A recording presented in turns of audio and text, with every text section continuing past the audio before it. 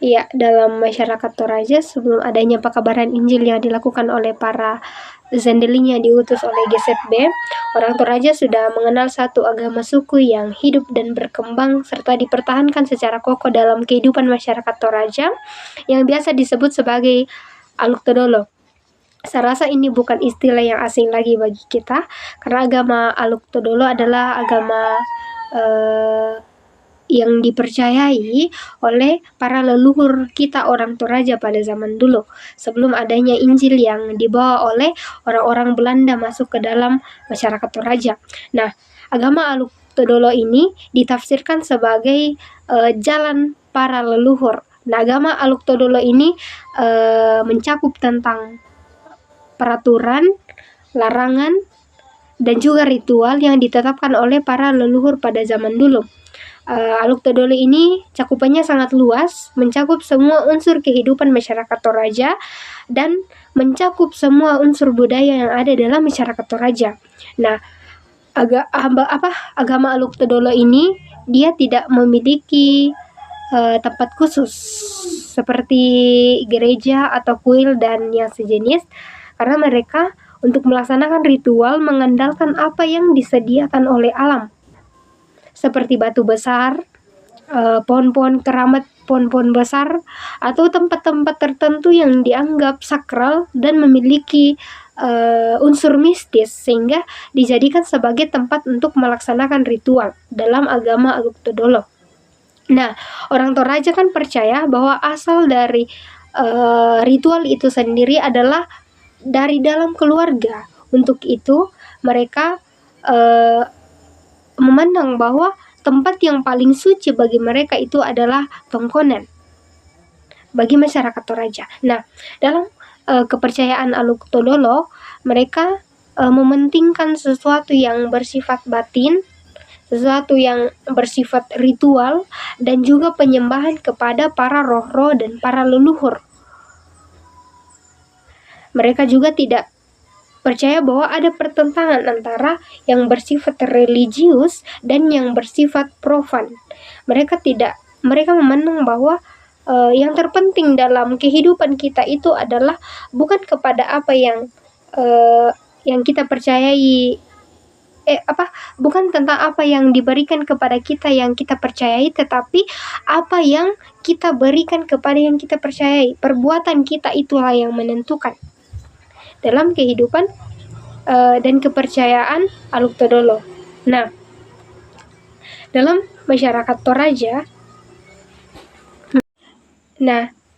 ketika para Zendeling pada awal mulanya datang di Toraja untuk melaksanakan proses pekabaran Injil, mereka datang di tengah-tengah masyarakat yang sudah mengenal agama Aluk Todolo. Mereka sudah mempercayai agama Aluk Todolo, sehingga Aluk Todolo ini dipertemukan dengan agama Kristen, sehingga membuat para Zendeling berpikir bahwa kepercayaan ini tidak benar. Kepercayaan ini bahkan mereka pandang sebagai animisme, bahkan mereka pandang sebagai agama kafir, karena mereka pikir bahwa kepercayaan yang dipertahankan oleh orang Toraja ini adalah kepercayaan yang membuat mereka jauh daripada Allah. Tetapi ketika mereka mau memaksakan orang Toraja untuk meninggalkan agama Aluk Todolo dan kemudian berangsur-angsur menyuruh mereka untuk langsung masuk ke dalam agama Kristen, bisa saja kemudian mereka mendapat penolakan dari masyarakat Toraja, sehingga membuat pemikiran para Zendeling ini berubah. Pandangan mereka terhadap Aluk Todolo akhirnya diubah, dan kemudian mereka berpikir bahwa sebenarnya dalam Aluk Todolo itu orang Toraja sudah mengenal Allah, karena orang Toraja sudah percaya bahwa di luar diri kita ada kuasa yang lebih dahsyat di luar diri kita. Artinya di luar kita ada sesuatu yang lebih berkuasa, yang memiliki kekuatan yang di luar daripada diri kita, dan itu para Zendeling pandang sebagai unsur kealahan. Untuk itulah mereka memandang bahwa Bagaimana kalau kita mengkontekstualisasikan kebudayaan Toraja ini ke dalam kehidupan Kristen? Sehingga para sendeling ini mencoba untuk mengubah bagaimana supaya mereka tetap mempertahankan kebudayaan sebagai ciri khas orang Toraja, tetapi sesuatu yang bersifat benar-benar kontroversial dengan agama Kristen seperti penyembahan kepada arwah-arwah itu ditinggalkan oleh masyarakat Toraja, tetapi mereka tetap mempertahankan kebudayaan-kebudayaan tertentu yang dianggap masih bisa dipertahankan dan tidak terlalu kontroversial dengan kepercayaan agama Kristen dan bisa dikontekstualisasikan dengan kehidupan masyarakat Kristen. Sejarah perjumpaan Gereja Toraja dengan agama Islam. Masuknya Islam ke Toraja tidak terlepas dari sejarah perkembangan Islam di Sulawesi Selatan. Islam mulai berkembang di Sulawesi Selatan setelah peristiwa penerimaan Islam di Goa Tallo secara resmi pada 22 September 1605 yang bertepatan dengan peristiwa 09 Jumadil 1041 Hijriah. Setelah itu kerajaan Goa Tallo menjadi pusat pengislaman dan di Sulawesi Selatan dengan Islam berkembang pesat di Toraja, di mana perkembangan Islam berjalan sangat lambat, bahkan mengalami kegagalan. Islam mulai masuk secara besar-besaran di Toraja setelah kerajaan Goa Tallo takluk di tangan VOC Belanda. Pada tahun 1667, VOC Belanda di bawah pimpinan Cornelis Spelman pada awal kedatangan Islam di Toraja oleh masyarakat Bugis, orang Toraja tidak menyambut secara luas kedatangan agama Islam tersebut, berbeda dengan kedatangan pedagang-pedagang Jawa yang dipimpin oleh Puang Rade, yang disambut baik oleh orang Toraja. Pada kedatangannya di Toraja, hal utama yang menyebabkan penolakan ini adalah karena dalam agama Islam ada beberapa hewan yang diharamkan. Sedangkan dalam budaya dan adat masyarakat Toraja, mereka akan mengorbankan babi dan kerbau, serta hewan lainnya, dalam setiap upacara adat yang dilakukan dalam masyarakat. Dengan demikian, para pedagang Bugis berusaha melakukan pendekatan budaya, akan tetapi belum mampu melakukan dakwah efektif, dan penyebaran Islam pada saat itu tetap mendapat perlawanan keras, khususnya oleh para pemimpin di dalam masyarakat Toraja. Perkembangan Islam di Toraja memasuki babak baru dengan kedatangan agama Kristen yang dibawa oleh pemerintahan Hindia Belanda. Pada awal tahun 1910, para pejabat Hindia Belanda semakin khawatir dengan kebangkitan Islam di berbagai daerah di Indonesia, termasuk Sulawesi Selatan. Munculnya organisasi-organisasi Islam seperti Sarekat Islam dan Muhammadiyah, bahkan Pers Eropa di Batavia, mengingatkan bahwa meningkatnya jumlah sekolah Islam dan jamaah haji ke Mekah merupakan ancaman bagi kekuasaan Belanda. Menanggapi kegelisahan ini, Parlemen Belanda di Den Haag menyetujui permintaan pemerintah Hindia Belanda di Batavia untuk melaksanakan misi Kristen di Kepulauan Indonesia. Pemerintah Hindia Belanda bekerja sama dengan para sending untuk menjalankan misi kristenisasi secara intensif di wilayah-wilayah yang belum memeluk agama Islam. Dalam waktu kurang dari 40 tahun, Toraja yang dulunya didominasi pemeluk Aluk Todolo berubah menjadi mayoritas Kristen. Tantangan terhadap perkembangan Islam di Toraja memuncak setelah kemerdekaan Republik Indonesia.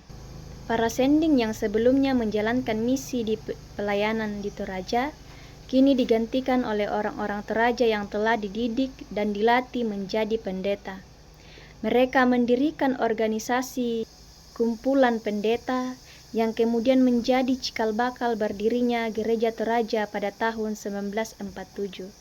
Memasuki tahun 1950, terjadi kekacauan politik di Sulawesi Selatan, yang menjadi peristiwa yang sangat menyakitkan dan memilukan bagi orang Toraja. Dua peristiwa besar terjadi secara beruntun, yakni pemberontakan DITII dipimpin oleh Kahar Mutsakar dan peristiwa Andi Soke Meskipun kedua peristiwa ini dikenal sebagai kekacauan politik di Sulawesi Selatan, bagi orang Toraja, peristiwa tersebut dianggap sebagai upaya Islamisasi oleh kelompok gerilyawan. Awal mula gerakan DITII yang dipimpin oleh Kahar Mutsakar adalah sebagai protes terhadap kebijakan pemerintahan pusat yang hanya menerima sebagian bekas pejuang gerilya ke dalam TNI. Namun karena tidak ada kesepakatan antara Kahar Mutsakar dengan pemerintah pusat, berubah menjadi Gerakan Darul Islam Tentara Islam Indonesia atau DITII. Pimpinan Kartosoewirjo yang berpusat di Jawa Barat. Akibat gerakan ini di Toraja baik pemeluk Kristen maupun Aluk Todolo menjadi sasaran. Kemudian kita masuk dalam pandangan Gereja Toraja terhadap agama-agama lain. Dalam pengakuan Gereja Toraja bab 7 tentang dunia, khususnya yang tertera dalam pasal yang keempat, menuliskan bahwa agama-agama dengan lembaga keagamaan adalah penampakan kesadaran manusia tentang adanya Allah atau suatu kuasa di luar kehidupannya yang ia takuti dan sembah. Agama yang benar dan yang membawa kepada keselamatan ialah yang berdasarkan penyataan yang khusus di dalam Yesus Kristus. Dalam pasal ini diberikan memori penjelasan bahwa kehadiran agama-agama dalam kehidupan manusia berarti bahwa manusia tetap mempunyai kesadaran tentang adanya kuasa di luar manusia yang disegani dan ditakuti, dan karena itu perlu disembah.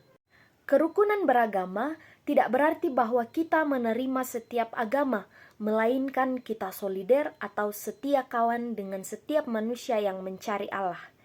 Dalam kesetia kawanan itu, sebagai musafir pencari Allah, kita wajib menunjukkan jalan yang menuju kepada kebenaran dan hidup menurut keyakinan kita.